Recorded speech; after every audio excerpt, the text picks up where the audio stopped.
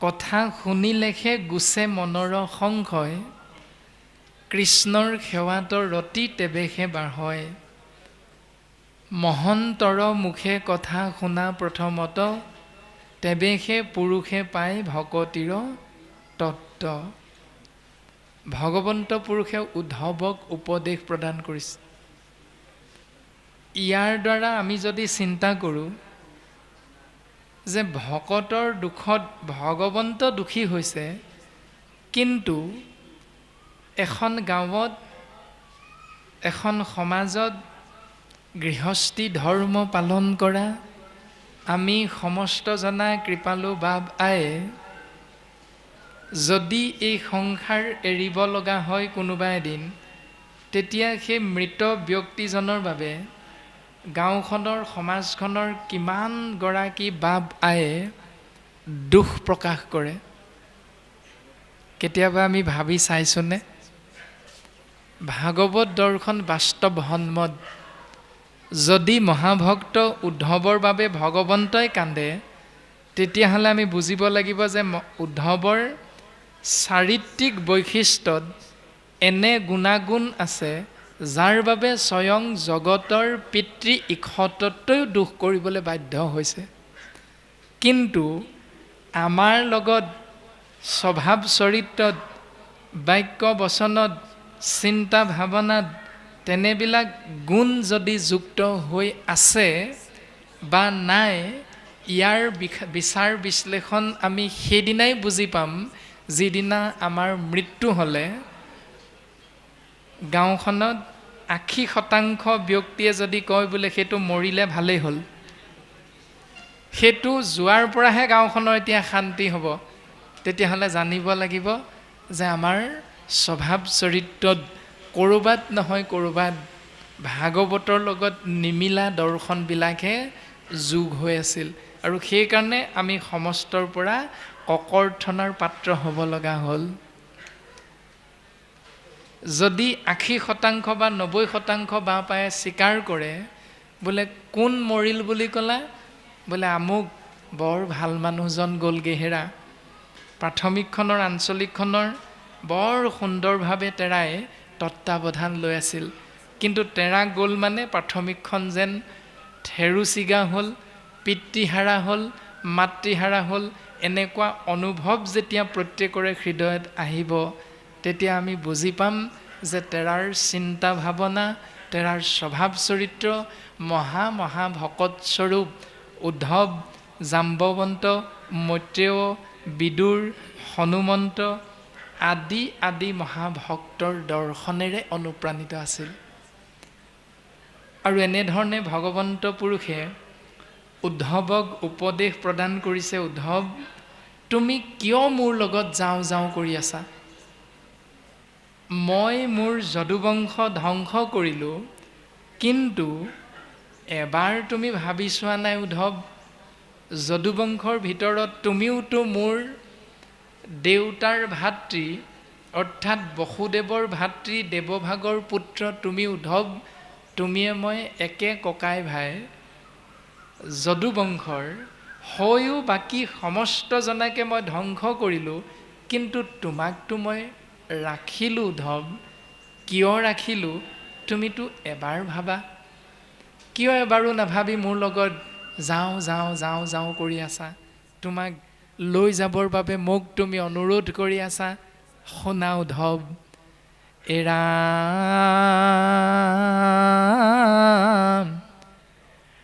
দ্বাৰকা নগৰ সাগৰত যাইবে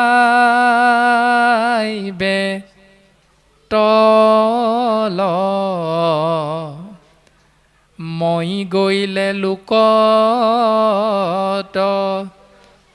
মিলিবে বিমংগল,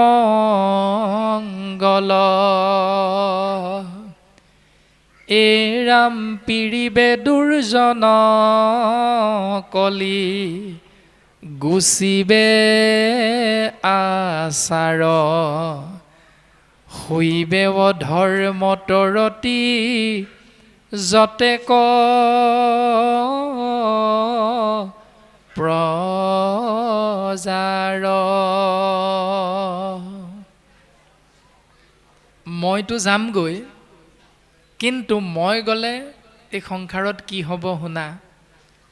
দ্বাৰকা নগৰখন সাগৰত তল যাব। যিহেতু মই গুচি যোৱাৰ লগে লগে সময়ৰ ওপৰত প্ৰভুত্ব বিস্তাৰ কৰিবৰ বাবে সময়ৰ দায়িত্ব লাভ কৰা গৰাকী স্বৰূপ কলিৰ আগমন হ'ব। যুগৰ অধিপতি কলি, যুগ মানে সময়, সময়ৰ ওপৰত প্ৰভুত্ব বিস্তাৰ কৰি জীৱক শাসন কৰিবৰ বাবে কলিৰ আগমন হ'ব। আৰু সেই কলিৰ আগমনত আমি গুচি যোৱাৰ পাছত যিবিলাক জীৱই সংসাৰত থাকি যাব, সেই জীৱবিলাক কলিৰ কৰাল গ্ৰাসত পৰিব আৰু সত্য, শৌচ, ক্ষমা, দয়া নীতিক বিসৰ্জন দি ধৰ্মৰ বিপৰীতে অধৰ্মৰ প্ৰতি আকৃষ্ট হ'ব। কিন্তু উদ্ধৱ, তুমি আমি দুয়ো গ'লে মিলিবে অনৰ্থ, লুপ্ত হৈবে জ্ঞান ইটো ভকতিৰ পথ। অধৰ্মে পিৰিবে যাইবে লোক অধোগতি, ভকতি কৰাখি তুমি থাকিও সম্প্ৰতি। মই গুচি গ'লে এইকেইটা হ'ব, কিন্তু তুমি গুচি গ'লে মোৰ নিৰ্গুণ নাম শ্ৰৱণ কীৰ্তন মহাভক্তি, যাক আশ্ৰয় কৰিলে জীৱই অধোগতিৰ বিপৰীতে পৰম গতি লাভ হ'ব, সেই শ্ৰৱণ কীৰ্তন মহাভক্তি পৰম গতিৰ পথটোৱে ৰুদ্ধ হৈ যাব উদ্ধৱ। গতিকে এই মহান দায়িত্বটো মই তোমাৰ ওপৰত দি যাম বুলিহে তোমাক মই ৰাখিলোঁ উদ্ধৱ। তুমিতো এবাৰ ভাবিব লাগিছিল, তোমাকনো মই কিয় ৰাখি থলোঁ, যদুবংশক ধ্বংস কৰিলোঁ সমস্তকে। এনেধৰণে ভগৱন্ত ঈশতত্ত্ব কৃষ্ণদেৱে মহাভক্ত উদ্ধৱক উপদেশ প্ৰদান কৰিছে যে ভকতিক ৰাখি তুমি থাকিও সম্প্ৰতি। তুমি জীৱৰ মহা আনন্দৰ পথ শ্ৰৱণ কীৰ্তন মহাভক্তি জীৱৰ মাজত প্ৰচাৰ কৰিবৰ বাবে, জীৱক পৰম গতি প্ৰদান কৰিবৰ বাবে তুমি এই পথটো ৰক্ষা কৰি এই ধৰাধামত থাকিব লাগিব উদ্ধৱ। মোহুৰ বচন ইটো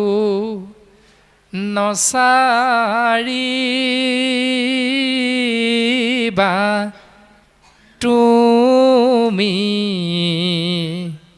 শ্ৰৱণ কীৰ্তন প্ৰৱৰ্তায়া থাকা তুমি। ৰাম ভকতি নভৈলে ভূমি, যাইবে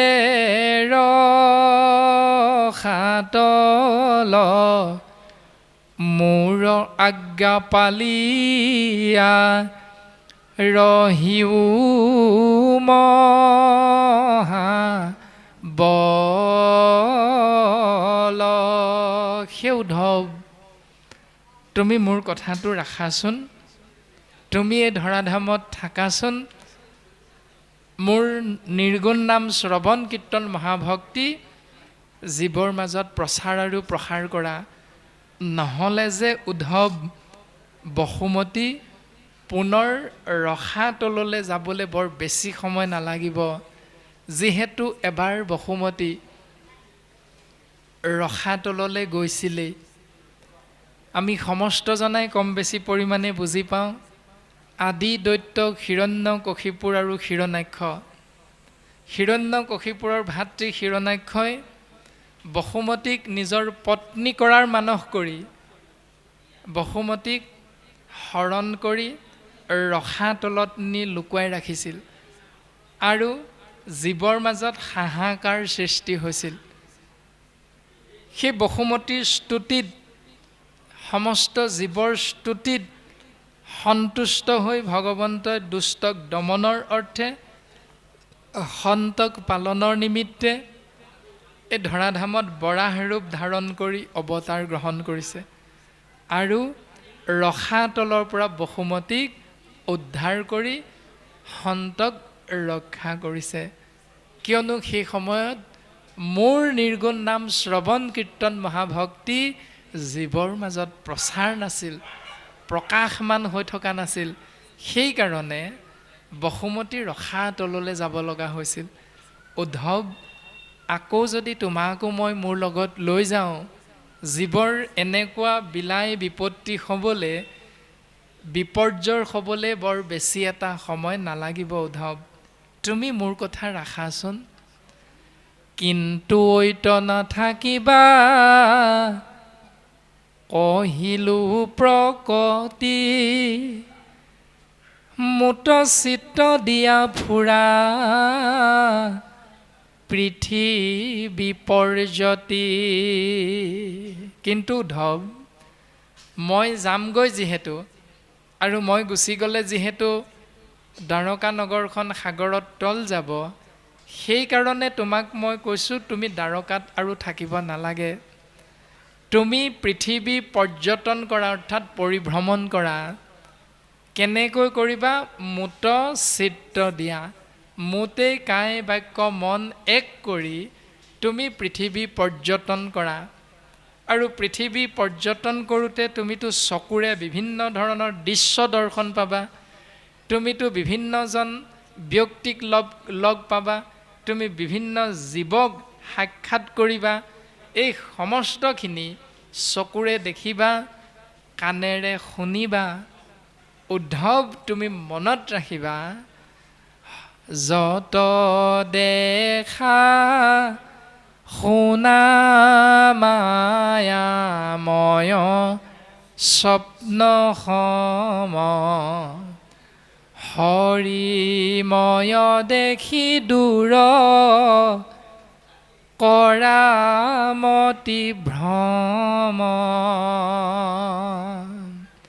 তুমি চকুৰে যি দেখিবা, কাণেৰে যি শুনিবা, সকলোখিনি কিন্তু মোৰ মায়াৰ আবেষ্টনীৰ মাজত আছে আৰু একোটা সপোনৰ নিচিনা। তুমি কথাটো মনত ৰাখি কেৱল মোৰ চিন্তাৰ মাজেৰে জীৱন আগবঢ়াই নিবলৈ চেষ্টা কৰিবা, আৰু তেতিয়াই তুমি মায়াৰ পৰা পৰিত্ৰাণ পাব পাৰিবা। প্ৰজাপতি ব্ৰহ্মাদেৱেও ভগৱন্ত পুৰুষক সুধিছিল, হে প্ৰভু, তোমাৰ লীলাখিনিৰ কথা আমি ইতিমধ্যে কম বেছি পৰিমাণে বুজিব পাৰিছোঁ, কিন্তু তোমাৰ মায়াৰ বিষয়ে আমি অকণমান জানিব বিচাৰিছোঁ, প্ৰভু তুমি কৃপা কৰিবানে? এনেধৰণে প্ৰজাপতি ব্ৰহ্মাই ভগৱন্ত পুৰুষক সেৱা নিবেদন কৰাৰ লগে লগে ভগৱন্ত পুৰুষে মায়াৰ বিষয়ে জ্ঞাত কৰাইছে। অ বস্তুক দেখা বস্তুক আৱৰি, এহিতো মোহৰ মায়া জানানিষ্ট কৰি। হে ব্ৰহ্মা, অবস্তুবিলাকক দেখুৱাই থাকি বস্তুবিলাকক ঢাকি ৰখা হৈছে, আৰু এইটোৱে হ'ল মোৰ মায়া। প্ৰজাপতি ব্ৰহ্মা, তুমি মনত ৰাখিবা। এতিয়া তাকে বুজিবলৈ যাওঁতে আমি সহজ অৰ্থত চিন্তা কৰিলে, আপোনাভাৱে যিহেতু আমাৰ ফালে চাই আছে, আৰু আমাৰ ফালে চাই থাকোঁতে আমাৰ সন্মুখ ভাগত এটা যান্ত্ৰিক দৰ্শন আপোনাভাৱে দেখা পাইছে। এই ভাগীৰ নাম হ'ল মাইক্ৰফোন।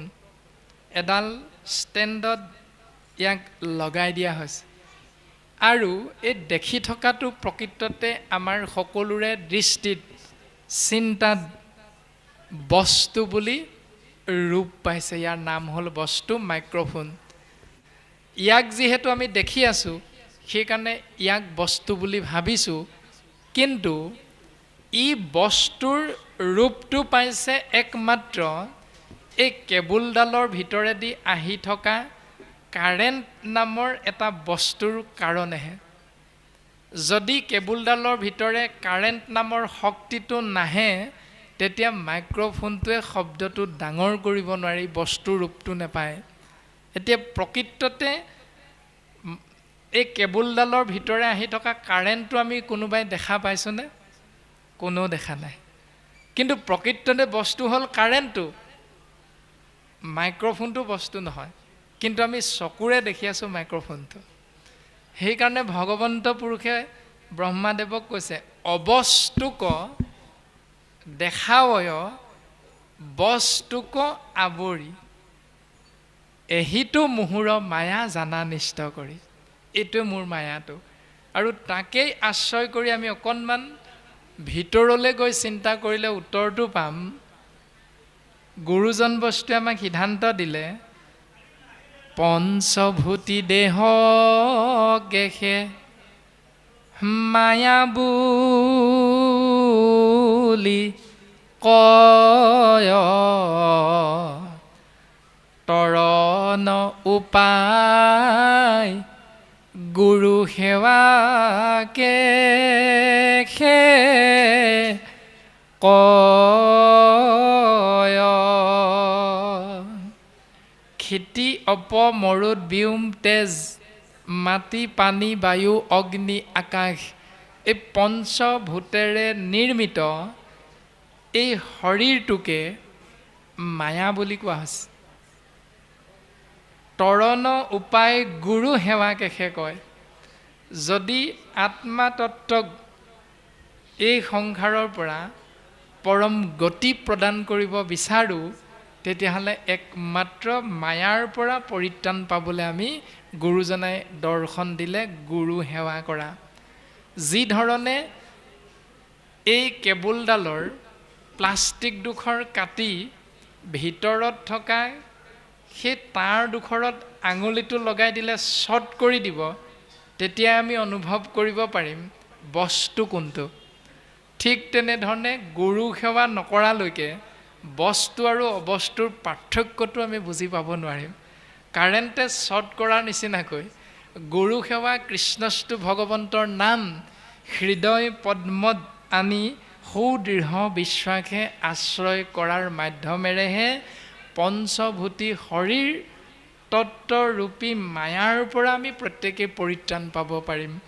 সেই মায়াৰ দৰ্শন দশম স্কন্ধত কৃষ্ণৰ মাতৃ যশোদাই আশ্ৰয় কৰিছিল। যেতিয়া শিশুকালত কৃষ্ণই দুষ্টামি কৰিছিল তেতিয়া মাতৃ যশোদাই কি কৰিছিল? কৃষ্ণক বান্ধিবৰ বাবে ইচ্ছা কৰিছিল। আৰু গৃহৰ মধ্যে থকা এডাল দুডাল তিনিডাল চাৰিডালকৈ যিমানবিলাক গৰু বন্ধা, গৰু এৰাল দিয়া দীঘল দীঘল পঘা আছিল, প্ৰত্যেকডাল পঘাকে একেলগ কৰি কৃষ্ণক বান্ধিবলৈ যাওঁতেও মাত্ৰ 2 আঙুলে যোৰা মৰা নাছিল। এডালে বান্ধিলেও 2 আঙুলে যোৰা নমৰে, চুটি হয় 2 আঙুল। গোটেই কেইডাল লগ লগাই বান্ধিলেও মাত্ৰ 2 আঙুলে চুটি হয়। কাৰণটো হ'ল মায়া। যশোদাৰ মায়া আছিল কি? ভাবিছিল মই বান্ধিম। এইটো হ'ল 1 নম্বৰ মায়া। 2 নম্বৰ মায়াটো হ'ল কৃষ্ণ মোৰ পুত্ৰ, সেইকাৰণে মই বান্ধিম। এই মোৰ পুত্ৰ মই বান্ধিম, এই শব্দ ব্ৰহ্ম দুটা যেতিয়ালৈকে আমি আশ্ৰয় কৰি থাকিম প্ৰত্যেকজনাই, বোলে মোৰ মাটি, মোৰ বাৰী, মোৰ গাড়ী, মোৰ ধন, মোৰ সম্পত্তি, মোৰ ল'ৰা, মোৰ ছোৱালী, তোমাৰ কি হ'ল? মই খুৱাইছোঁ, মই পিন্ধাইছোঁ, তুমি আকৌ তাক গালি পাৰিবলৈ কি হ'ল? তুমি বেয়া দেখিবলৈ কি হ'ল? মোৰ কথাহে। এই মোৰ আৰু মই ভাৱনাটোৰে যেতিয়ালৈকে সংসাৰত আমি বৰ্তি থাকিবলৈ চেষ্টা কৰিম তেতিয়ালৈকে আমি জানিব লাগিব শাস্ত্ৰই কৈছে ভগৱন্তৰ মায়াত আছোঁ। আৰু যেতিয়াই আমি ভাবিম যে সকলো ঈশ্বৰৰ ইচ্ছা, তেতিয়াই বুজি পাম যে আমি ভগৱন্তৰ মায়াৰ পৰা এক মুহূৰ্তৰ বাবেও হ'লেও পৰিত্ৰাণ পাব পাৰিছোঁ। এইটোৱে হ'ল দৰ্শন। আৰু উদ্ধৱ মহন্তৰ আগত ভগৱন্ত পুৰুষে সেই তত্ত্বটোকে প্ৰদান কৰিছে, যত দেখা শুনা মায়াময় স্বপ্ন হম। তুমি যি দেখিবা চকুৰে, যি শুনিবা কাণেৰে, সকলোখিনি মায়া। কিন্তু মায়াৰ পৰা পৰিত্ৰাণ পোৱাৰ উপায়টো হ'ল সমস্ত ভূততে ব্যাপী আছোঁ মই হৰি, সবাকো মানিবা বিষ্ণু বুদ্ধি কৰি। সমস্তকে কৃষ্ণস্তু ভগৱান দৰ্শনেৰে তুমি জীৱনটো আগবঢ়াই নিবলৈ চেষ্টা কৰিবা। যিধৰণে পিতৃদেৱো ভৱ, পিতৃক ঈশ্বৰ জ্ঞান কৰিবলৈ কৈছে। মাতৃদেৱো ভৱ, মাতৃক ঈশ্বৰ জ্ঞান কৰিবলৈ কৈছে। অতিথি দেৱো ভৱ, অতিথিক ঈশ্বৰ জ্ঞান কৰিবলৈ কৈছে। আৰু সেইকাৰণে হয়তো আমি সকলোৱে গাওঁ এজোকা ঘোষা যে আজি মূৰগৃহ তীৰ্থটো অধিক পবিত্ৰ ভৈলা শেষ, যিহেতু সাক্ষাতে জগতৰ গুৰু আপুনি ভৈলা প্ৰৱেশ। এই ঘোষাজোকাৰে আমি সেৱা আগবঢ়াবলৈ যাওঁতে কেতিয়াবা আমি স্বাৰ্থপৰ হৈ যাওঁ নেকি? অৰ্থাৎ নিজৰ সমাজৰ বাপ আইসকল আহিলে যেনেকৈ ঘোষা গাই গাই পৰি পৰি সেৱা কৰোঁ, অন্য সমাজৰ এজন ভকত আপোনাৰ গৃহলৈ আহিলে তেওঁৰ প্ৰতি সেই একেই ভাৱনা ভক্তি আমি প্ৰকাশ নকৰোঁ নেকি? যদি নাই কৰা তেতিয়া আমি মায়াতেই আছোঁ। যদি গৃহলৈ অহা অতিথিজন লং পেণ্ট চাৰ্ট পিন্ধি আহে, ধুতি পাঞ্জাবী পিন্ধি আহে, সেইটো তেওঁৰ নিজৰ সাজ সজ্জা। কিন্তু গৃহস্থী ধৰ্ম পালন কৰা আমি বাপ আইসকলে সমস্তজন অতিথিৰ প্ৰতি একে শ্ৰদ্ধা সন্মান আগবঢ়োৱাটোৱে হ'ল ভগৱন্তৰ মায়াৰ পৰা পৰিত্ৰাণ পোৱাৰ উপায়, আদৰ্শ আৰু দৰ্শন। এনেধৰণে প্ৰকাশ কৰিছে। তাৰ পাছত ভগৱন্ত পুৰুষৰ চৰণত মহাভক্ত উদ্ধৱে সেৱা আগবঢ়াবলৈ আগবাঢ়িছে।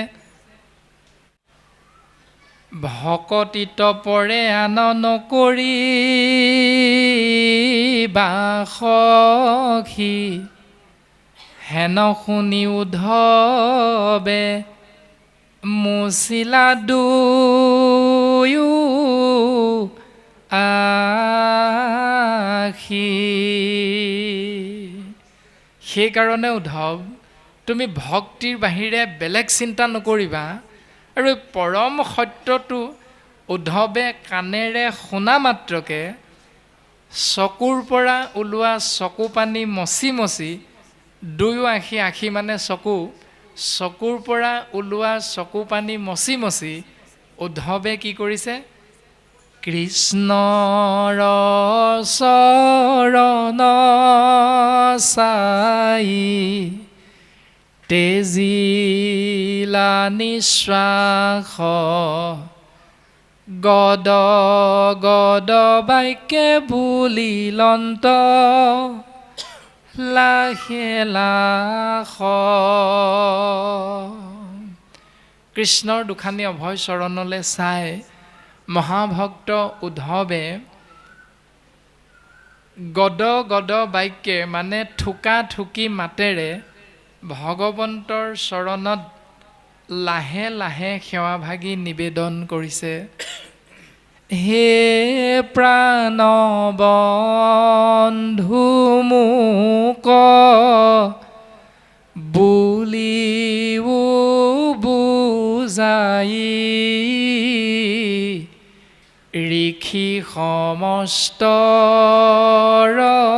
কিয় একমতি নাই। হে প্ৰাণবন্ধু কৃষ্ণ, তুমি মোক বুজাই দিয়াচোন যে ঋষি সমস্তই বেদ অধ্যয়ন কৰি জীৱৰ মংগলৰ বাবে এটা উত্তম পথৰ কথা কিয় অৱগত নকৰিলে? বিভিন্নজন ঋষিমুনিয়ে বিভিন্ন ধৰণে উত্তৰ প্ৰদান কৰিলে, মাৰ্গদৰ্শন কৰালে। কিন্তু ঋষিমুনিসকলে বেদ অধ্যয়ন কৰি এটা উত্তৰ নিদিলে জীৱৰ মংগলৰ কাৰণে। প্ৰত্যেকে জীৱৰ মংগল হ'ব পৰাকৈ বিভিন্ন ধৰণৰ উত্তৰ প্ৰদান কৰি থৈ গ'ল। আৰু উদ্ধৱে তাকে সুধিছে যে ঋষিমুনিসকল ইমান জ্ঞানী হৈও কিয় তেওঁলোকে জীৱৰ মংগল হ'ব বুলি বিভিন্ন ধৰণৰ পথৰ কথা ক'লে? এটাহে ক'ব লাগিছিলে সকলোৱে, একেটা মতৰ কথাই ক'ব লাগিছিল, কিন্তু নক'লে। ইয়াৰ কাৰণটো কি প্ৰভু আমি জানিব বিচাৰোঁ। এই ৰামে কেহু বোলে কৰ্মে কেহু বোলে জ্ঞানে গতি তোমাৰ সন্মত পথ কেৱলে ভকতি। কোনোৱে ক'লে কৰ্ম কৰা, কোনো ক'লে জ্ঞান মাৰ্গক আশ্ৰয় কৰা, কিন্তু প্ৰভু তুমি দেখোন মোৰ আগত ক'লা জ্ঞান কৰ্ম ভকতি কহিলোঁ কৰি ভেদ ভকতি পৰম পন্থ দিলোঁ পৰিছিল। তুমি দেখোন মোৰ আগত ভক্তিৰ শ্ৰেষ্ঠত্বটো কথাহে ক'লা, বাকীখিনি যে শ্ৰেষ্ঠ এই কথাটো যে নকলা প্ৰভু। মইতো দুবিধাত পৰিছোঁ। মই এতিয়া জ্ঞান মাৰ্গক আশ্ৰয় কৰিম, কৰ্ম মাৰ্গক আশ্ৰয় কৰিম, নে তুমি কোৱা ভক্তি মাৰ্গক আশ্ৰয় কৰি জীৱন আগবঢ়াই নিম? এতিয়া কোনটো কৰিম প্ৰভু? মোৰ খেলি মেলি লাগি গৈছে। তুমি ভাল ধৰণে সহজকৈ মোক বুজাই দিব লাগে। এই বুলি মহাভক্ত উদ্ধৱে ভগৱন্তৰ চৰণত সেৱা নিবেদন কৰিছে। সেই উদ্ধৱ, তুমি প্ৰশ্ন কৰিলা, তাৰ উত্তৰ আমি তোমাক দিম, তুমি শুনা। মাধৱে বুলন্ত সখী শুনিও সিদ্ধান্ত, ভগৱন্ত ঈশ্বৰ কৃষ্ণৰ অনন্ত কোটি নামৰ এক নাম হ'ল মাধৱ। মা মানে লক্ষ্মী, ধৱ মানে স্বামী। লক্ষ্মীৰ স্বামী কৃষ্ণদেৱৰ এক নাম হ'ল মাধৱ। আৰু সেই মাধৱ কৃষ্ণ তত্ত্বই উদ্ধৱক কৈছে, তোমাক মই খেলি মেলিকৈ ক'ব বিচৰা নাই উদ্ধৱ, তোমাক মই পোনপটীয়াভাৱে ফাইনেল ডিচিশ্যন অৰ্থাৎ সিদ্ধান্তই দিব বিচাৰিছোঁ, তুমি শুনা। কিন্তু আমাৰ প্ৰশ্নটো হ'ল উদ্ধৱক ভগৱন্তই কিয় সিদ্ধান্তই দি দিলে পোনে পোনে?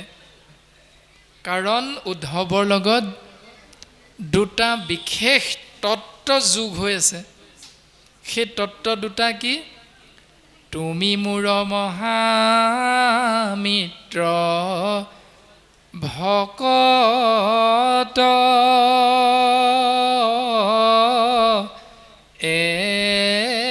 একান্ত।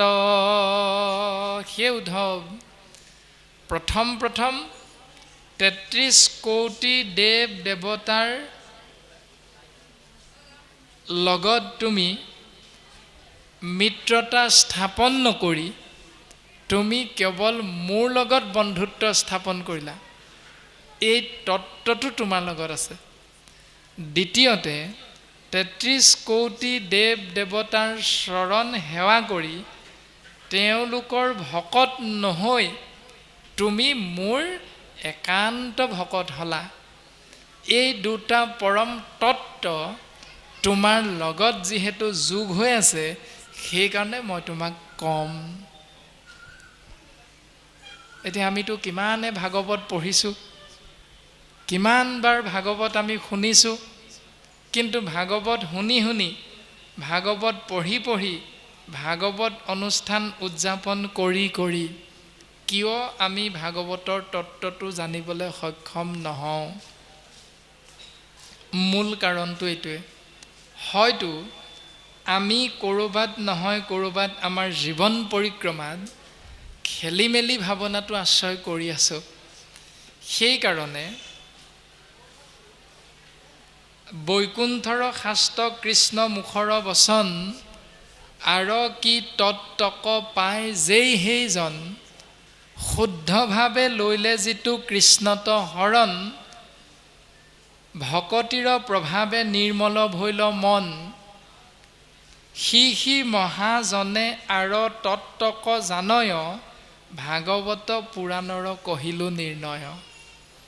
সেইজনক মহাজন বুলি কৈছে, আৰু সেইজনেহে ভাগৱতৰ তত্ত্বটো অনায়াসে লাভ কৰিব পাৰে, যিজনে ভগৱন্তৰ চৰণত কায় বাক্য মন এক কৰি সুদৃঢ় বিশ্বাসে ভগৱন্তৰ একান্ত ভকতৰ শাৰীলে নিজক লৈ যাব পাৰিলে।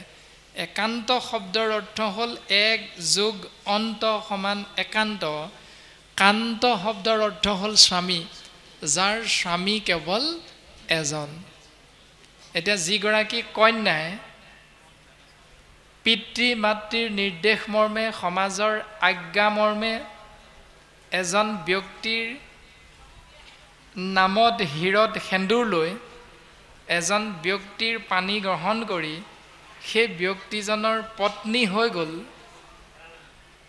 সেইগৰাকীক পতিব্ৰতা নাৰীৰ দৰ্শনেৰে আমি বিভূষিত কৰিব পাৰোঁ, কিয়নো তেওঁৰ স্বামী এজন। কিন্তু নামঘোষা শাস্ত্ৰত মাধৱ গুৰুজনাই ক'লে, কলিত শৰীৰ কীৰ্তন এৰিয়া আন মতে চাহে গতি, যেন কুলবধূ নিজ স্বামী তেজী ভজে গয়া উপপতি। কলিত যিহেতু কৃষ্ণ নামেই সাৰ বস্তু, আৰু সেই কৃষ্ণ নাম সাৰ বস্তুক এৰি আন উপায়েৰে নিজৰ মংগল বিচাৰে, যদি এইটোকে ভাবে তেতিয়াহ'লে তাৰ উদাহৰণ দিলে, এগৰাকী পত্নীয়ে স্বামীজনে চাকৰি কৰি থকাৰ বাবে এবছৰৰ মূৰত এবাৰ বা দুবাৰ বা 15-20 দিনৰ ছুটীলৈহে ঘৰলৈ আহে, কিন্তু বাকী গোটেই কেইমাহ মনে মনে পৰপুৰুষৰ লগত মোবাইলত হোৱাটছআপ, ফেচবুক, ফোন আদিত ব্যস্ত হৈ থাকে। যিগৰাকী বোৱাৰী, তেওঁক বেইছা নাৰী বুলি শাস্ত্ৰই ককৰ্থনা কৰিছে। ঠিক তেনেকৈ 12 বাৰ শপত খাই অষ্ট অংগ ভূমিত স্পৰ্শ কৰোৱাই স্থায়ী গুৰু আসনৰ সন্মুখত এক দেৱ এক সেও একত বিনে নাইকেও বুলি যিসকলে আমি শৰণ গ্ৰহণ কৰিলোঁ এক ঈশ্বৰৰ চৰণত, তেওঁলোকে যদি 2খন গাড়ী থকাৰ বাবে বিশ্বকৰ্মা পূজা ভাগ পাতে, 12 বাৰ শপত খোৱাৰ পাছত স্বামী ৰাম নেৰুৱাৰ চৰণ তোমাৰ, তেতিয়াহ'লে তেওঁলোকে কৰা সেই অপকৰ্মটোৰ বাবে তেওঁলোককো সেই বেইছা বৃত্তিৰ মাধ্যমেৰে ভকতৰ শাৰীৰ পৰা অভকতৰ শাৰীলৈ ভাগৱতে ককৰ্থনাহে কৰিছে, অৱনমিত কৰিছে। গতিকে এনেকৈ হয়তো মাজে মাজে আমাৰ খেলি মেলিবিলাক থাকে, আৰু সেইকাৰণে শাস্ত্ৰই কৈছে আমি হেনো ভাগৱতৰ মহান তত্ত্বক অনুধাৱন কৰিব নোৱাৰোঁ। কাৰণ দৰ্শনবিলাক এয়াই, ভাগৱতে সিদ্ধান্ত দিছে শুদ্ধভাৱে লৈলে যিটো কৃষ্ণত শৰণ, ভকতিৰ প্ৰভাৱে নিৰ্মল ভৈল মন। অৰ্থাৎ 10টা ইন্দ্ৰিয়যুক্ত এই শৰীৰটোত আত্মাতত্ত্ব অৱস্থান কৰাৰ পাছত একাদশ ৰূপী মন তত্ত্বৰ তত্ত্বাৱধানত যেতিয়া পৰিচালিত হৈ থাকে, তেতিয়া সেই একাদশ ইন্দ্ৰিয় মনক যদি নিয়ন্ত্ৰণ কৰিব পৰা যায়, তেতিয়াহ'লে বাকী ইন্দ্ৰিয়বিলাক আপোনা আপুনি নিয়ন্ত্ৰিত হৈ যায়। চকু, কাণ, নাক, মুখ, হাত, ভৰি, গুহ্য লিংগ, এইবিলাক হ'ল আমাৰ ইন্দ্ৰিয়, আৰু ইন্দ্ৰিয়বিলাকৰ লগত কিছুমান ভাৱনাযুক্ত হৈ থাকে, যাক ৰিপু বুলি কোৱা হয়। কাম, ক্ৰোধ, লোভ, মোহ, দম্ভ, দেশ্য, অহংকাৰ, মদ, মাশ্চৰ্য আদি আদি ৰিপুবিলাক। একাদশ ইন্দ্ৰিয় মনক যদি নিয়ন্ত্ৰণ কৰিব পৰা যায়, তেতিয়াহ'লে বাকীখিনি সুন্দৰভাৱে নিয়ন্ত্ৰিত হৈ যায়। এতিয়া মনক নিয়ন্ত্ৰণ কৰিবৰ উপায় কি পিছে? ও মন আমাৰ খেলি মেলি যেনি তেনি যায়, জ্ঞান গুৰু ৰখিয়া আনিব ঘূৰাই। আমাৰ মনটো ক্ষণে ক্ষণে পৰিৱৰ্তনশীল। 3য় স্কন্ধত প্ৰকাশ কৰিছে মনৰ কথা। নানা কৰ্ম কৰোঁ বুলি কৰে আলোচন, একো কাৰ্য সিদ্ধি নুহে তাকে বোলে মন। ৰাতি হ'লে 7 হাল বাই, পুৱা হ'লে এহালো নাই। ৰাতি দেউতাকে পুতেকক কৈছে, অ' শুনটো বোলে, কোৱাচোন দেউতা, তুমিতো বহুত দিন জীয়াই থাকিবা, তোমাৰ বহুত বয়স আছে, আয়ুষত চাউল আছে তোমাৰ, মইনো আৰু কিমান দিন জীয়াই থাকিম, তোমাৰ ভাগৰ ৰৌ মাছৰ পিচটো মোকে দিবা নেকি? পুতেকে ভাবিলে এৰা দেউতাই ঠিকেই কৈছে, দেউতানো কিমান দিন জীয়াই থাকিব, বৰ বেছি দিন নাথাকিব, খাবলৈ যিহেতু ইচ্ছা কৰিছে, গতিকে নিজৰ ভাগৰ মাছৰ পিচটো দেউতাকক দি দিলে। ৰাতিপুৱাল বয়সটো বেছি হ'লে এনেও 3 মান বজাতেই সাৰ পোৱা যায়, গতিকে দেউতাকে 3 মান বজাতে সাৰ পাই পুতেকক কৈছে, অ' শুনটো উঠা আকৌ। বোলে কিয় দেউতা ইমান সোনকালে উঠাইছা যে, 3 বাজিছেহে? কেলে পথাৰলৈ হাল নিবৰ হ'ল নহয়, হালখন নিব লাগে, মোৰ বয়স দেখিছাই। তেতিয়া পুত্ৰই কৈছে, বোলে দেউতা তুমিনো কিমান দিন জীয়াই থাকিবা আৰু, হালখন আজি তুমিয়ে নিয়া, মইতো বহুত দিন জীয়াই থাকিম, মই পাছে পৰো পাব পাৰিম যাওক। সেই আগদিনা যে মাছ পিচ খাইছিল, কথাটো সেইটোৱে। এতিয়া মন আমাৰ খেলি মেলি যেনি তেনি যায়। যেনি তেনি যোৱা মনটো, অৰ্থাৎ ৰাতি হ'লে 7 হাল বায়, কিন্তু পুৱা হ'লে এহালো নাই। তেনেকুৱা খেলি মেলি লগা মনটোক নিয়ন্ত্ৰণ কৰিবৰ বাবে মাধৱ গুৰুজনে আমাক ঘোষাৰ আশ্ৰয়েৰে সিদ্ধান্ত দিছে। অব্যক্ত ঈশ্বৰ হৰি কিমতে পূজিবা তাংক, ব্যাপকত কিবা বিসৰ্জন,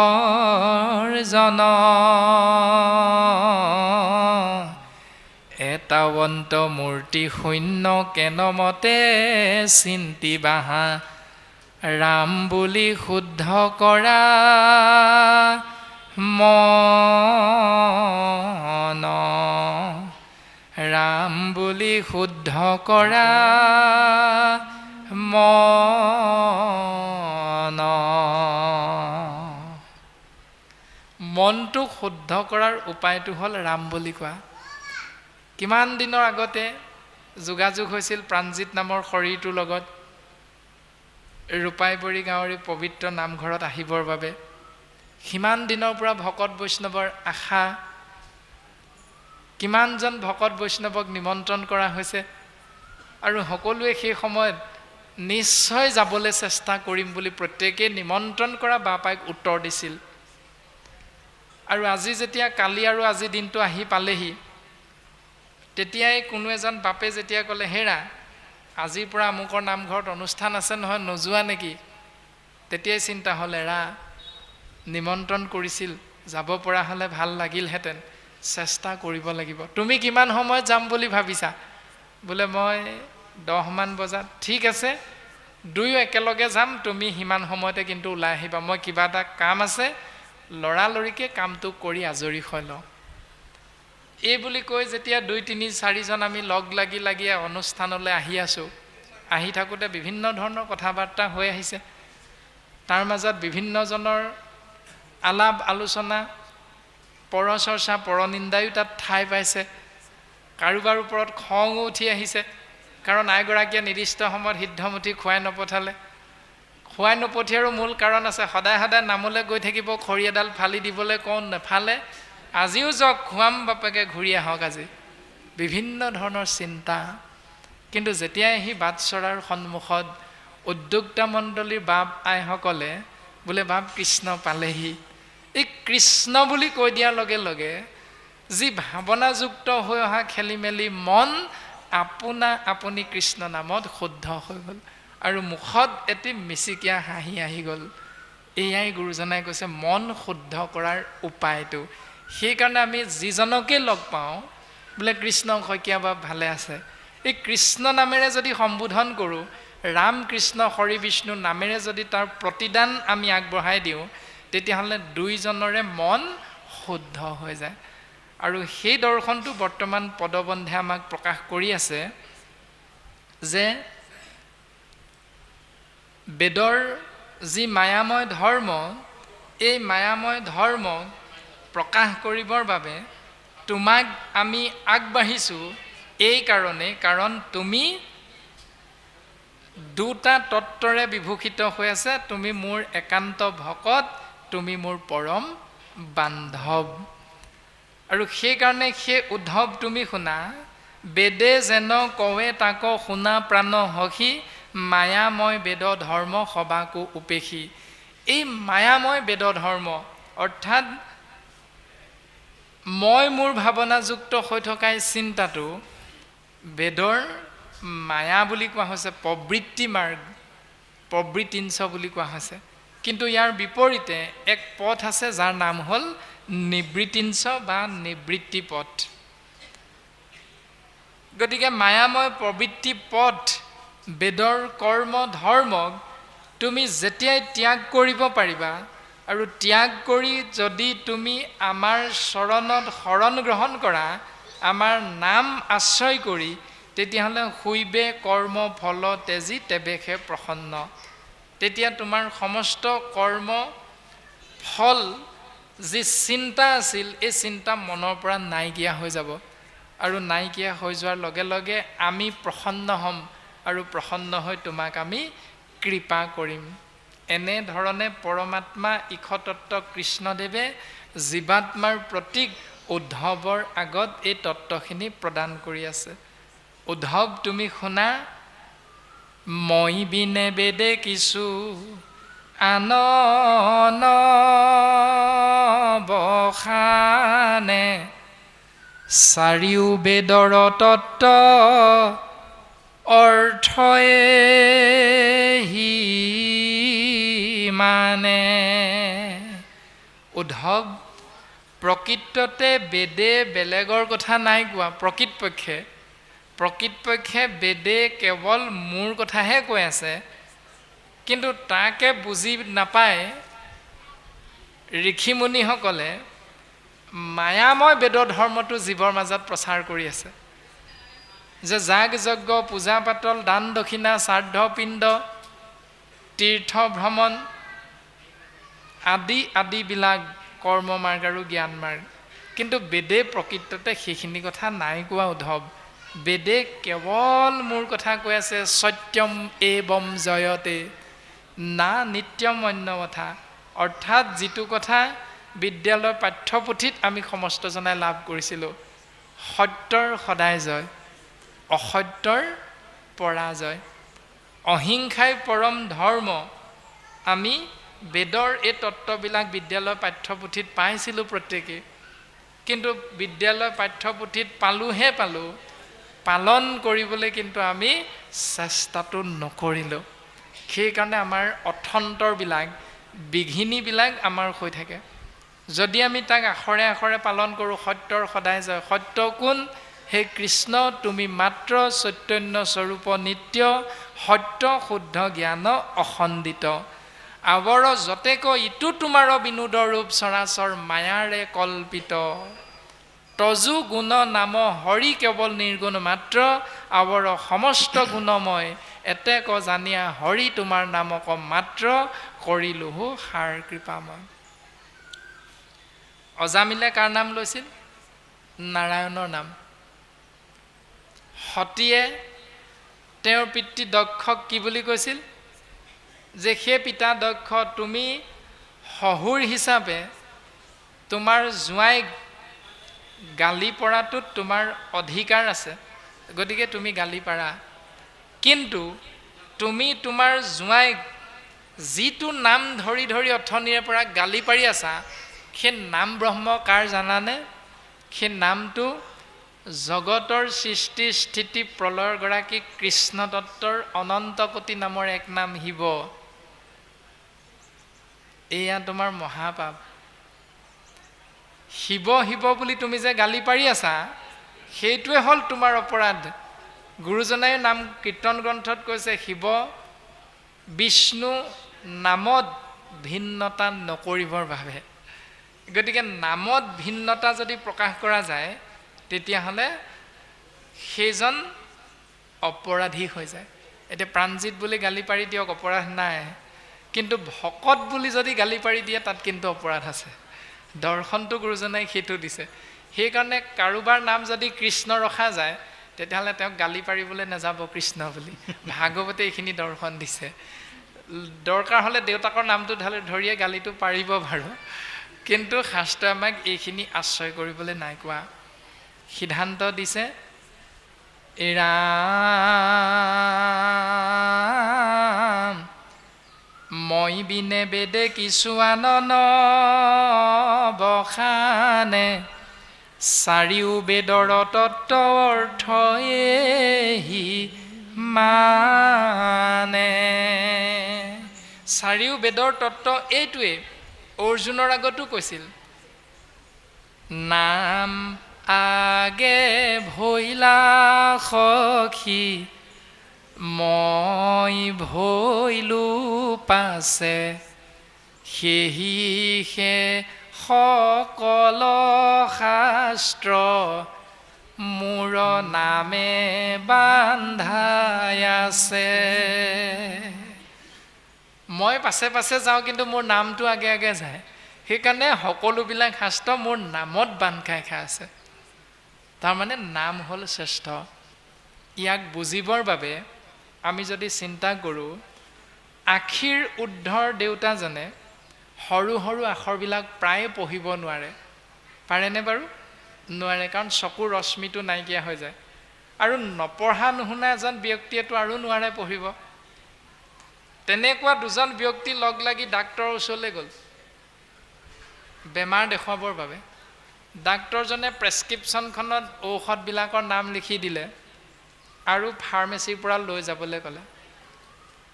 1 নম্বৰটো দুবাৰ খাবলৈ ক'লে দিনটোত, 2 নম্বৰটো খালী পেটতে ৰাতিপুৱাই খাবলৈ ক'লে, গেছৰ টেবলেট, পেৰাচিটামল টেবলেট, জ্বৰৰ কাৰণে এনেকুৱাবিলাকেই দিয়ে প্ৰায়।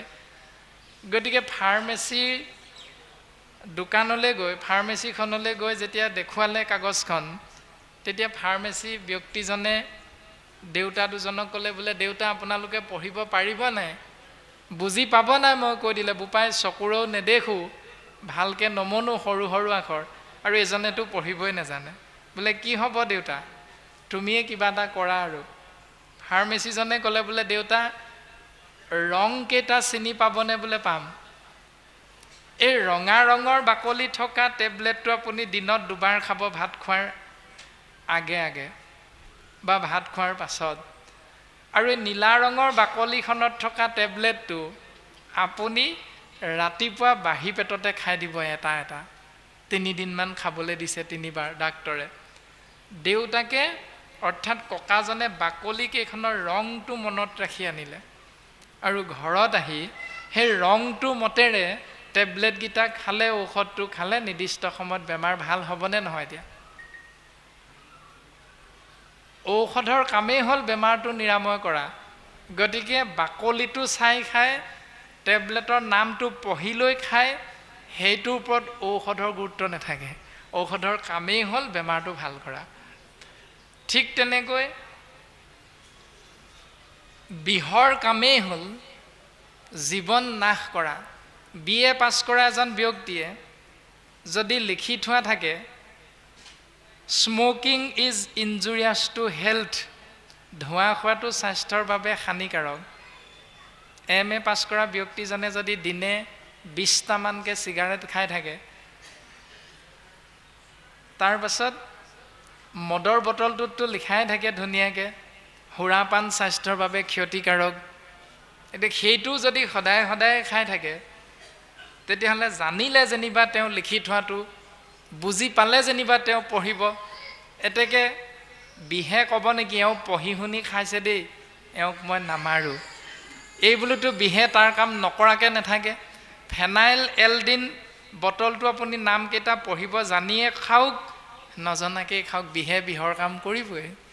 ঠিক তেনেকৈ নাম আশ্ৰয় কৰাজনক নামে ক্ৰিয়া কৰিবই, তাৰমানে তেওঁ পাপটো খণ্ডন কৰিবই। তেওঁ কোন সম্প্ৰদায়ৰ ভকত, তেওঁ কেনেকৈ নাম আশ্ৰয় কৰিছে, কি বুলি নাম আশ্ৰয় কৰিছে, নামে সেইটোলৈ ৰৈ নাথাকে। নামৰ কাম হ'ল পাপটো খণ্ডন কৰি দিয়া। তো সেইটো হ'ল নামৰ কৰ্ম। গতিকে ভগৱন্ত পুৰুষে উদ্ধৱৰ আগত কৈছে, বেদে এই তত্ত্বটো প্ৰকাশ কৰি আছে যে মোৰ নাম আশ্ৰয় কৰা, নাম লোৱা মাত্ৰক জীৱৰ পাপ খণ্ডন হ'ব, আৰু পাপ খণ্ডন হোৱাৰ লগে লগে পুণ্য উপাৰ্জন হ'ব, আৰু পুণ্য উপাৰ্জন হ'লে ক'ত কেনেকৈ কিমান দিনলৈ তেওঁক মংগল কৰি থাকিব লাগে সেইটো মোৰ কাম। ভগৱন্ত পুৰুষে জীৱাত্মাৰ প্ৰতি উদ্ধৱৰ আগত এই তত্ত্বটো প্ৰকাশ কৰিছে। আৰু তাৰ পাছত প্ৰকাশ কৰিছে যে পূৰ্বতে পদ্মকল্পত ব্ৰহ্মাদেৱক বেদ তত্ত্ব মই প্ৰদান কৰিছিলোঁ, আৰু সেই বেদ তত্ত্বৰ দৰ্শন ব্ৰহ্মাদেৱৰ পাছত কোনে কোনে পালে, এই কথাখিনি তোমাৰ আগত আমি কওঁ শুনা, এই বুলি ভাগৱতৰ পদে আমাক প্ৰকাশ কৰিব। বাপে পুনৰ আগবঢ়াই দিব। কৃষ্ণ কৃষ্ণ। মনু প্ৰথমে ব্ৰহ্মা কহিলা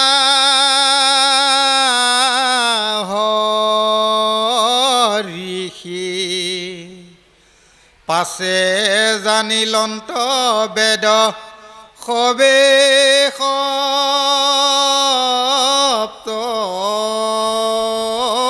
ঋষি। ৰাম তাত পাছে পাইলে খুৰা সুৰসে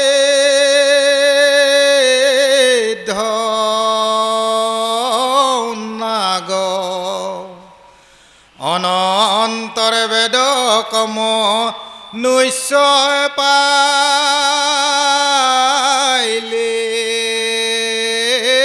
লাগ। যাৰ যেন মতি কৰি বেদক ব্যাখ্যান, নিজ অৰ্থ ভকতিক তেজে বুজে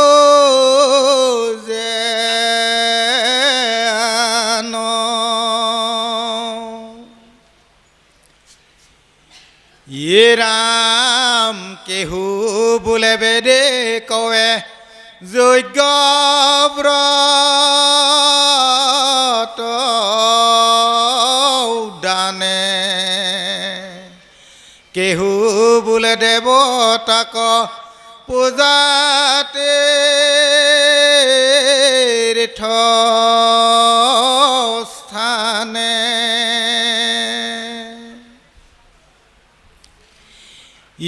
ৰাম কেহ বোলে বেদে কৱে হে জ্ঞানতে সে গতি, অগুণৰ ইচ্ছায়ে বুজে যাৰ যে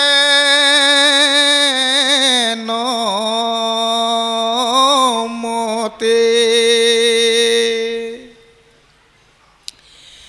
ৰাম কতো মন্দমতে শাস্ত্ৰ নকৰে বিচাৰ, কৰে কুল ধৰ্ম পূৰ্ব পুৰুষ আচাৰ। তাকো এৰে লৈ কত পাখণ্ড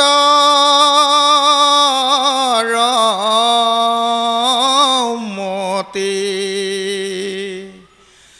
যাই মোক নপাৱে ধময়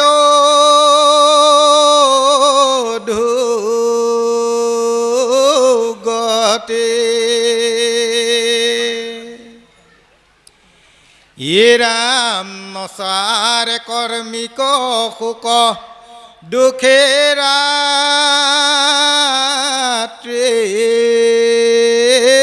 দিনে, জ্ঞানতো নাহিকে গতি ভকতে বেহনে। আনে নজানয় ইটো বেদৰ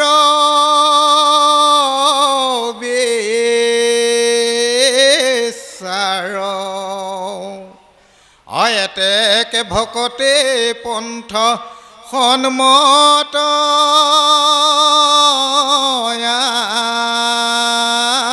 আমাৰ। সেই উদ্ধৱ, অন্য কোনোৱে বেদৰ এই বিচাৰটো বুজি নাপায় যে বেদৰ দৰ্শনটো কেৱল মই, আৰু সেইকাৰণে ভক্তি পন্থই হ'ল আমাৰ সন্মত। কিয়নো শিৱই ব্ৰহ্মাদেৱৰ আগত প্ৰকাশ কৰিছিল, মই হৰ ব্ৰহ্মা ইন্দ্ৰ যত দেৱগণ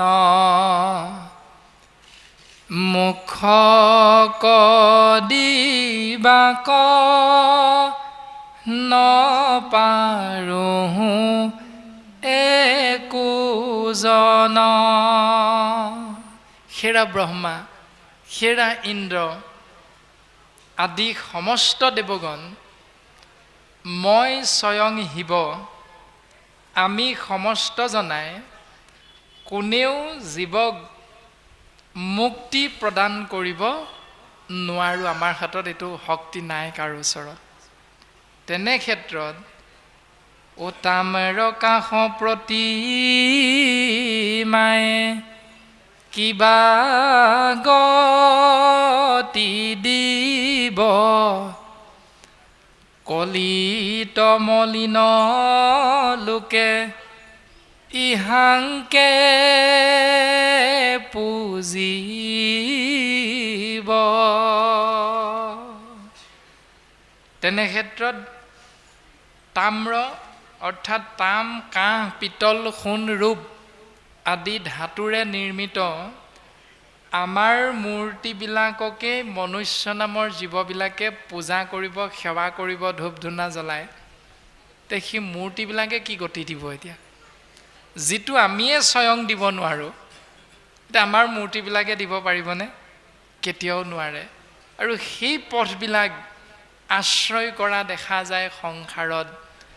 এজন শিল্পীয়ে খনিকৰে ভগৱন্তক স্তুতি কৰি প্ৰকাশ কৰিছে, হে ঈশ্বৰ, তু ভি কলাকাৰ হে মে ভি কলাকাৰ হওঁ। তুমিও খনিকৰ, ময়ো খনিকৰ, তোমাৰে মোৰে কৰ্ম একে। তুমি যিমানবিলাক মানুহ নামৰ পুতলা বনাই এই সংসাৰলৈ পঠাই দিলা, তাৰ ভিতৰত ময়ো এক পুতলা। তুমি শ্ৰেষ্ঠ কৰ্ম কৰিছা, কলাকাৰ তুমি, শিল্পী তুমি। আৰু ময়ো কিন্তু কম নহয়, ময়ো তোমাৰ নিচিনাকৈ তোমালোকৰ দেৱতাসকলৰ মূৰ্তিবিলাক ময়ো কিন্তু নিৰ্মাণ কৰিছোঁ। গতিকে তোমাৰে মোৰে কৰ্ম একে। তুমি ছেদজ, অন্দজ, উদ্ভিদজ আৰু জৰায়ুজৰূপী চাৰিটা ভাগত বিভক্ত জীৱ নামৰ পুতলাবিলাকক এই মৰ্ত্যধামলৈ পঠিয়াই দিলা, আৰু মই তোমালোকৰ দেৱতাসকলৰ একো একোটা মূৰ্তিৰূপী পুতলা বনাই এই সংসাৰত বৰ্তি আছোঁ। কিন্তু এটা ক্ষেত্ৰত তোমাতকৈ মই ওপৰত। বোলে কিয়? তুমি নিৰ্মাণ কৰা মানুহ নামৰ পুতলাবিধে জ্ঞান আৰু বিবেক থাকিও মই বনাই দিয়া কিন্তু মাটিৰ, কাঠৰ, সোণৰ, ৰূপৰ পুতলাবিলাককে ঈশ্বৰ বুলি ধূপ ধূনা জ্বলাই সেৱা কৰে। গতিকে তোমাতকৈ মই শ্ৰেষ্ঠ। তে জ্ঞান কোনটো পিছে? ঈশ্বৰে আমাক সৃষ্টি কৰিলে, স্ৰজন কৰিলে, কোনটো ভাল কোনটো বেয়া আমাক শিকাই দিছে জ্ঞান আৰু বিবেকৰ জৰিয়তে। তাৰ পাছতো আমি ভাল বেয়া বাছ বিচাৰ নকৰি আমাৰ নিচিনা এজন মানুহে নিৰ্মাণ কৰা মাটিৰ মূৰ্তি এটাক আপুনি মই ধূপ ধূনা জ্বলাই সেৱা পূজা কৰাটো শাস্ত্ৰ সন্মত নে অসন্মত? ইতিমধ্যে তাঁতী বাপজনাই প্ৰকাশ কৰি গৈছিলে যে তিৰুধায়ম প্ৰৱেশটোহম লৌহ মূৰ্তেয়ম, এই বুলি নাই কোৱা। মই যামগৈ কিন্তু পুনৰ প্ৰৱেশ কৰিম লোহাৰৰ মূৰ্তিত, নাই কোৱা। মই যামগৈ, কিন্তু পুনৰ প্ৰৱেশ কৰিম সুবৰ্ণ মূৰ্তিম, মানে সোণৰ মূৰ্তিত মই প্ৰৱেশ কৰিম এই বুলি নাই কোৱা। সিদ্ধান্ত দিছে বাংময় মূৰ্তি, অৰ্থাৎ সাগৰ সমুদ্ৰ ভাগৱত অৰ্ণৱম, মানে বাংময় মূৰ্তিৰ ৰূপত মই প্ৰকাশ হৈ থাকিম। সেইকাৰণে আমি বাংময় মূৰ্তিৰ নাম বস্তুক আশ্ৰয় কৰাটোৱে হ'ল গুৰুজনাৰ আদৰ্শেৰে অনুপ্ৰাণিত এজন ভকতৰ কৰ্ম। আৰু তৃতীয় স্কন্ধত ভগৱন্ত কপিলে মাতৃ দেৱহূতিক ক'লে, ভকত প্ৰতিমা মূৰ দুই অধিষ্ঠান, দুইকো পূজা দৰ্শনে কৰিবে আতি মান। অৰ্থাৎ ভকতৰ ৰূপটো হ'ল মোৰ ২ নম্বৰ ৰূপ। ভকত প্ৰতিমা মূৰ দুই অধিষ্ঠান, মানে ভকতৰ ৰূপ মোৰ দ্বিতীয়টো ৰূপ। আৰু সেইকাৰণে দেৱতো তীৰ্থটো কৰি ভকতেহে বৰ, ভকতক ভজিলে গোচয় কৰ্মজৰ। নৰসিংহক বধ কৰি, নৰসিংহ ৰূপে ভগৱন্ত পুৰুষে হিৰণ্যকশিপুৰক বধ কৰি ভক্ত প্ৰহ্লাদক উদ্ধাৰ কৰিছিল। ভক্ত প্ৰহ্লাদৰ বাক্য ৰক্ষা কৰি স্তম্ভতেই ভগৱন্ত বেকত হৈছিল। তাৰ পাছত বৰাহ ৰূপ ধাৰণ কৰিছিল, হিৰণ্যাক্ষক বধ কৰিছিল। মৎস্য ৰূপ ধাৰণ কৰিছিল, সত্যব্ৰত ৰাজাক মহাপ্ৰলয়ত মাৰ্গ দৰ্শন কৰাইছিল। কাছৰূপ কুৰ্মৰূপ ধাৰণ কৰিছিল, দেৱাসুৰক সাগৰ মন্থনত মন্দৰ পৰ্বতক পৃষ্ঠপাতি সহায় কৰিছিল। এতিয়া কলিযুগ, খুটাত মূৰটো খুন্দিয়াই দিবচোন, মা মৰিল, মা জীয়াই দিয়ক। মাক জীয়াই দিবলৈ, দেউতাক জীয়াই তুলিবলৈ ভগৱন্ত আহিবনে তেনেকৈ? নাহে। সেইকাৰণে গুৰুজনাই কৈছে, দেৱ তত্ত্ব যেতিয়া সগুণ সাকাৰ ৰূপ এৰি নিৰ্গুণ নিৰাকাৰত গুচি গ'ল, তেতিয়া নিৰ্গুণ নিৰাকাৰ নাম তত্ত্বত আহি দেৱ তত্ত্ব নিহিত হৈ গ'ল, প্ৰকাশিত হ'ল। নাম তত্ত্ব আকৌ য'তে ত'তে নাথাকে নহয়, তিনিআলি চাৰিআলি বজাৰবিলাকত পোৱা নাযায় নহয়। নামঘোষা শাস্ত্ৰত মাধৱ গুৰুজনাই কৈছে, হৰি ভকতিৰ পাতি লন্ত হাত শংকৰে জগত জুৰি, ৰাম নাম মহাৰত্ন বেখায় জগতে চলয় বৈকুণ্ঠ ফুৰি। শংকৰ গুৰুজনাই এখন বজাৰ পাতিলে, ভকতিৰ বজাৰ। এতিয়া সেই ভকতিৰ বজাৰখনলৈ নগৈ যদি বেলেগ বজাৰ এখনলৈ যোৱা যায়, তেতিয়াহ'লে তাত নাম বস্তু পোৱা নাযায়। তো নাম বস্তু পোৱা যাব কেৱল ভক্তিৰ বজাৰত। আৰু সেই ভক্তিৰ বজাৰখনৰ বেপাৰীজন কোন? মহন্তৰ মুখে কথা শুনা প্ৰথমত, তেবে সে পুৰুষে পায় ভকতিৰ তত্ত্ব। মহন্ত দোকানীৰ ওচৰলৈ যাব লাগিব নাম আনিবলৈ, কাৰণ নাম য'তে ত'তে নাথাকে। সেইকাৰণে দেৱ তত্ত্ব গুচি গ'ল, নাম তত্ত্বত আহিল, নাম তত্ত্ব আকৌ গুৰু তত্ত্বত আহিল, গুৰু তত্ত্ব গুচি গ'ল, এতিয়া দেৱ নাম গুৰু ক'ত থাকিল? শাস্ত্ৰই কৈছে ভকতেহে বৰ, অৰ্থাৎ ভকততে আহি দেৱ তত্ত্ব, নাম তত্ত্ব, গুৰু তত্ত্বত নিহিত হৈ গ'ল। সেইকাৰণে আমাৰ সমাজত ভকতেই হ'ল গুৰু, ভকতেই হ'ল গুৰু। তাৰমানে ভকতক সেৱা কৰা মানে গুৰু সেৱা হৈ গ'ল। ভকতক সেৱা কৰা মানে নাম সেৱা হৈ যায়, ভকতক সেৱা কৰা মানে ঈশ্বৰ সেৱা হৈ যায়। এই দৰ্শনটো ভাগৱতে আমাক সিদ্ধান্ত দিছে। চৈতন্যমূৰ্তি ভকত।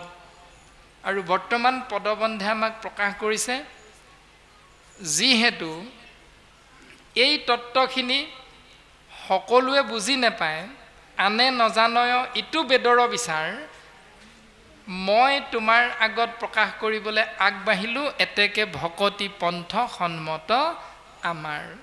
পূৰ্বতে ব্ৰহ্মাদেৱে স্বয়ম্ভুৱ মনুক দিলে, মনুৰ পাছত সপ্ত ঋষিয়ে পালে, সপ্ত ঋষিৰ পাছত সুৰাসুৰ মানে দেৱতা আৰু অসুৰসকলে পালে, তাৰ পাছত সিদ্ধসকলে, তাৰ পাছত নাগসকলে, তাৰ পাছত অনন্তৰে বেদক মনুষ্যে পাইলে লাগ। অনন্তৰে মানে শেষত বেদৰ তত্ত্ব মনুষ্য নামৰ আমি জীৱবিলাকে লাভ কৰিব পাৰিলোঁ। কিন্তু কি হ'ল পিছে লাভ কৰাৰ পাছত?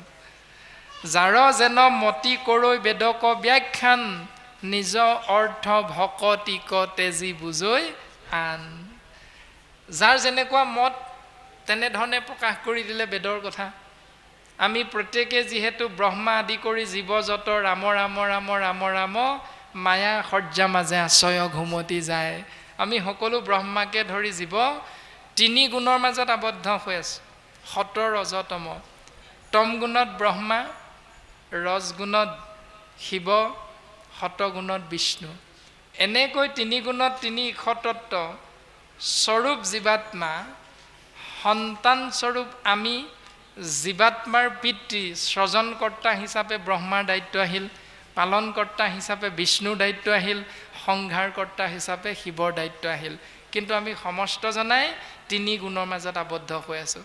সেইকাৰণে তিনি গুণৰ মাধ্যমেৰে আমি প্ৰত্যেকে ভাগৱত শুনি থাকিলেও যি ধৰণে বিদ্যালয়ত ৪৫ মিনিটৰ এটা ঘণ্টীয়া শ্ৰেণীকোঠাত এজন শিক্ষকে ১০০জন ছাত্ৰ ছাত্ৰীক একেটা পাঠদানকে কৰাৰ পাছতো সেই বিষয়টোত ১০০জন ছাত্ৰৰ কিন্তু ৩০জন মানে ফেইল কৰে, ২০জন মানে ছেকেণ্ড ডিভিজন পায়, ২৫জন মানে থাৰ্ড ডিভিজন পায় আৰু ৫জন মানে প্ৰথম বিভাগত উত্তীৰ্ণ হয়, ফাৰ্ষ্ট ডিভিজন পায়। শিক্ষকজনে কি স্বাৰ্থপৰভাৱে শিক্ষাদান কৰিছিল নি? নাই কৰা। সকলোকে একে সময়তে একেভাগে পাঠদান কৰিছে, কিন্তু পাঠদান কৰা সময়খিনিত নিজৰ যিটো গুণ প্ৰাধান্য, যদি শতগুণ তেতিয়া সাত্বিকভাৱে তেওঁ শিক্ষকে কোৱা কথাখিনি শুনিছে। যদি তেওঁৰ লগত তম গুণটো আছে তেতিয়াহ'লে তম গুণ প্ৰধান হৈ তেওঁ শুনিছে। যদি তেওঁৰ লগত ৰজগুণ আছে তেতিয়াহ'লে তেওঁ ৰজগুণ প্ৰধান হৈ শুনিছে। সেইকাৰণে গুণ অনুসাৰে বুজে যাৰ যেন মতি, উদ্ধৱৰ আগত ভগৱন্ত পুৰুষে সিদ্ধান্ত দিছে। কিন্তু প্ৰকৃততে জীৱৰ স্বধৰ্ম হ'ল ভকতি। সেই নিজ অৰ্থ স্বধৰ্ম ভক্তিক এৰি শৰীৰৰ ইন্দ্ৰিয়বিলাকৰ তত্বাৱধানত জীৱই যদি পৰিচালিত হয় তেতিয়াহ'লে জীৱ বিপথে যাব লগা হয়, আৰু বিপথে যোৱা জীৱই লাহেকৈ ধ্বংসৰ গৰাহত পৰিব লগা হয়। এতিয়া তাকো এৰি কেহু বোলে বেদে ক'বই যজ্ঞ ব্ৰত দানে, কোনো ঋষিমুনিয়ে কৈ দিলে যজ্ঞ কৰা, ব্ৰত কৰা, দান কৰা। কোনো ঋষিমুনিয়ে কৈ দিলে দেৱতাক পূজা কৰা, তীৰ্থক্ষেত্ৰ ভ্ৰমণ কৰা, তীৰ্থৰ জলত স্নান কৰা। কেহু বোলে বেদে ক'বই জ্ঞান দেখে গতি, জ্ঞান মাৰ্গ আশ্ৰয় কৰা। গুণৰ ইচ্ছাই বুজে যাৰ যেন মতি। সেই উদ্ধৱ এওঁলোকে প্ৰকাশ কৰা এই নীতি নিয়ম কৰ্ম ধৰ্মবিলাক তেওঁলোকৰ গুণ অনুসাৰে জীৱৰ মংগল হ'ব বুলি প্ৰচাৰ কৰিলে। তাত তেওঁলোকৰ বৰ এটা দুখ নাই দিয়া, তুমি সেইবিলাক চিন্তা কৰি নাথাকিবা। আৰু এটা কথা কওঁ উদ্ধৱ, তুমি মনত ৰাখিবা, কতো মন্দ মতি শাস্ত্ৰ নকৰে বিচাৰ। এই সংসাৰত এনেকুৱা মানুহ আছে যিখিনি মানুহে শাস্ত্ৰ নপঢ়ে, কোনো মানুহে শাস্ত্ৰ পঢ়ে কিন্তু নপঢ়াখিনিয়েতো নাজানেই, সেইটোত আমি বৰ বিশেষ গুৰুত্ব আৰোপ কৰিব নালাগে। কিন্তু পঢ়াখিনিও আকৌ শাস্ত্ৰই কি কৈছে তাক বিচাৰ নকৰে, কেৱল ভাগৱত শুনিলে আৰু ঘৰত গৈ পাছদিনাৰ পৰা কৰিব লগা সেই পৰম্পৰা কৰ্মবিলাককে কৰি থাকে। ভাগৱতে এইখিনিনো প্ৰকৃততে আমাক কালি কৰিবলৈ কৈছিলে নে নাই কোৱা, এইটো ভাবিবলৈ সময় নাই। আৰু কৰিবলৈ কোৱাখিনি নকৰে, নকৰিবলৈ কোৱাখিনিকহে পূৰ্ব পৰম্পৰা কৰ্ম বুলি সিদ্ধান্ত গ্ৰহণ কৰি গৃহৰ মধ্যে সেইখিনি কৰ্মকে আচৰণ কৰি থাকে। তাৰ পাছত ক'লে তাকো এৰি লৱৈ কতো পাখণ্ডৰ মতি, যাই মোক নপাৱে অধম অধোগতি। তাকো এৰে নহয় বহুতে। বছৰেকৰ নাম এষাৰ সদায় আশ্ৰয় কৰিব লাগে, গুৰু সেৱা সদায় কৰিব লাগে। এতিয়া গুৰু সেৱা সদায় নকৰে, কি কৰে? বছৰেকৰ মূৰত ঘৰত নাম এষাৰ কৰে, কাৰণ গুৰুগৃহ নাই। গুৰুগৃহ নাই কাৰণে বছৰেকৰ মূৰত নাম এষাৰ কৰে। যদি কৃষ্ণ বুলি কৈ চাকি এগছ বন্তি এগছ জ্বলালেই শুদ্ধ হয় যদি, তেতিয়াহ'লে ৩৬৫ দিন বিদ্যালয়ত ছাত্ৰজনে নপঢ়িলেও হ'ব। তেওঁ বিদ্যালয়ত ৩৬৫ দিনৰ ৩৬০ দিন বা ৫০ দিনমান নপঢ়িলেও তেওঁ পৰীক্ষাটোত পাছ কৰিব পাৰিব, কিন্তু সেইটো সম্ভৱ নহয়। সেইকাৰণে গুৰুজনাই গুৰু সেৱাৰ ব্যৱস্থাটো কৰি দিছে, যে গুৰু সেৱাৰূপী কৃষ্ণ নাম অভ্যাস কৰা প্ৰক্ৰিয়াটোৰ জৰিয়তে তুমি কোন মুহূৰ্তত মৃত্যু হ'বা কেতিয়াও যিহেতু নাজানা, সেইকাৰণে তোমাৰ গাটো বেয়া লগাৰ লগে লগে তুমি অনুভৱ কৰিব পাৰিবা তুমি বৰ বেছি সময় জীয়াই নাথাকা। সেইকাৰণে তোমাৰ মনলৈ পত্নী পুত্ৰ পিতৃ মাতৃ এইবিলাকৰ চিন্তা নাহি আহিব কেৱল কৃষ্ণস্তু ভগৱন্তৰ নাম, যদি এইটো অভ্যাস কৰি থাকা। সেইটো গুৰুজনে আমাক ব্যৱস্থা কৰি দিছে যে কাৰ ক'ত কেতিয়া মৃত্যু হ'ব আমি কোনেও নাজানো। এতিয়া তাকো এৰি লবই ক'তো পাখণ্ডৰ মতি, মানে আগতে কি কৰিছিলে, বিশ্বকৰ্মা পূজা কৰি আছিলে, কাৰণ তেওঁ ঘৰত 3খনমান গাড়ী আছিলে। কিন্তু যেতিয়া এই শৰণলৈ আহিল শ্ৰীমন্ত শংকৰদেৱ সংঘ বা নাম ধৰ্ম সমাজ বা ভাগৱতী সমাজ এশৰণীয়া সমাজত সোমাই এশৰণীয়া হ'ল আৰু তেওঁ, তেতিয়া কি কৰিব, বিশ্বকৰ্মা পূজা ভাগ নেপাতে, কিয়নো আগতে পাতি আছিল নেজানিছিল, এতিয়া জানিলে এইবিলাক পাতিব নালাগে, কিন্তু নিয়মটো এৰি নাই দিয়া। সেইদিনা কি কৰে, নাম এষাৰ কৰে ভকতক মাতি আনি। তাৰমানে উত্তৰটো কি হ'ল, এতিয়া মিহলাই কৰা পূজা হ'ল, বিশ্বকৰ্মা পূজা নেপাতিলে মূৰ্তি এভাগ আনি, কিন্তু সেই দিনটো এৰি নিদিলে আকৌ নিয়মটো কৰিবলৈ, সেইদিনা নাম এষাৰ কৰিলে। তাৰমানে ইয়াত সেই কথাটোকে ক'লে, তাকো এৰি লৱৈ কতো পাখণ্ডৰ মতি, নপায়া যাই মোক নপাৱে অধম অধোগতি। এনেকৈ কৰে। কিছু তাকে যদি ভাল ভাবি থাকে মোক সেৱা নকৰে, এদিন সেৱা কৰিলে হ'ব নি, তেতিয়াও কিন্তু ভক্তি নহয়, ঘৰখনত মংগল নহয়। গতিকে দুয়োকুল আমি সুন্দৰভাৱে সুন্দৰ চিন্তা ভাৱনাৰে আগবাঢ়িব লাগিব, তেতিয়াহে এখন ঘৰ সুন্দৰৰ পৰা সুন্দৰ হ'ব পাৰে। ভূপেন হাজৰিকাদেৱে গানতটো গাইছে যে মানুহ যদিহে নহয় মানুহ, দানৱ কাহানিও নহয় মানুহ। যদি আমি নিজকে মানুহ বুলি ভাবোঁ, মা মানে মানৱতা, হ মানে সহনশীলতা, ন মানে নম্ৰতা, যদি এই 3টা গুণ মানুহৰূপী শৰীৰধাৰী জীৱবিধ আমাৰ লগত এটাও নাই, তেতিয়াহ'লে মানুহ যদিহে নহয় মানুহ, দানৱ কাহানিও নহয় মানুহ। তেতিয়া দানৱ কেতিয়াও মানুহ নহ'ব। কিন্তু দানৱ যদিহে হয় মানুহ, লাজ পাব কোনেনো কোৱা সমনীয়া, কোনে লাজ পাব? এতিয়া দানৱ যদি কেতিয়াবা মানুহ হৈ যায়, তেতিয়া লাজটো আমি মানুহেই পাম। সেইকাৰণে মানুহে মানুহ হৈ থাকিবৰ বাবে, মানুহৰ চিন্তা মানুহৰ কৰ্ম কৰিবৰ বাবে সেই বিখ্যাত শিল্পীসকলেও আমাক গানৰ মাধ্যমেৰে সোঁৱৰাই থৈ গৈছে। বিখ্যাত কবি নলিনীবালা দেৱীয়েও খুব সুন্দৰভাৱে কবিতাৰ মাধ্যমেৰে পদ্যৰ মাধ্যমেৰে আমাক দিছে যে জীৱন নাটৰ ভাও কটনো কৰিলোঁ শেষ। ভূপেন হাজৰিকাদেৱেও গানৰ মাধ্যমেৰে এইখিনি কথা কৈ থৈ গৈছে যে আমি এই সংসাৰত আছোঁ, প্ৰথম কাৰোবাৰ পুত্ৰৰ ভাও দিছোঁ, কিন্তু পুত্ৰৰ ভাও দি থাকোঁতে এদিন কাৰোবাৰ ককায়েকৰ ভাও দিব লগা হৈ গ'ল। অৰ্থাৎ এজনী ভণ্টিৰ আগমন হ'ল ঘৰখনলৈ। এদিন অকলশৰে আছিলোঁ, সন্তানৰ ভাও দি আছিলোঁ, কিন্তু এদিন হঠাৎ পিতৃ মাতৃৰ কোলাত এগৰাকী ভণ্টিৰ আগমন হ'ল। গতিকে সেইদিনাৰ পৰা পুত্ৰৰ ভাওটোৰ লগত ককায়েকৰ ভাওটো দিব লগা হৈ গ'ল, যোগ হ'ল।